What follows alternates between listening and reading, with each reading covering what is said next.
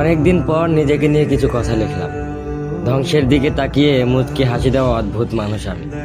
হয়তো আমি পাগল, হয়তো অনুভূতির ভিতরে কোনো এক গভীর অতল দুঃখ বাসা বেঁধেছে।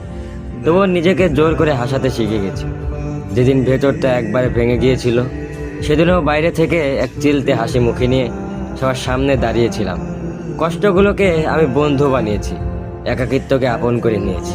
মানুষ ভাবে আমি হয়তো সুখী, শক্ত, নির্লিপ্ত, কিন্তু তারা জানে না প্রতি রাত আমার এক একটা লড়াই। নিজেকে নিজেই বুঝিয়ে রাখি তুই ভালো আছিস, অথচ আমি জানি আমি ভালো নেই। ভেঙে যাচ্ছি প্রতিদিন একটু একটু করে, আর এই ধ্বংস হওয়াটাকে যেন ভালোবেসে ফেলেছি। আমি সেই মানুষ যে হার মানার আগে হাসে, কারণ জানি কান্না দেখিয়ে লাভ নেই। পৃথিবী শুধু শক্তদের মনে রাখে, দুর্বলদের নয়।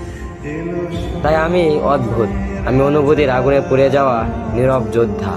আমার জীবন কোনো সুখের গল্প নয়, এটা নিঃশব্দ বিপ্লব, যেখানে হাসির আড়ালে লুকানো থাকে হাজারো না বলা কথা, ভাঙা স্বপ্ন, হারিয়ে যাওয়া আমি।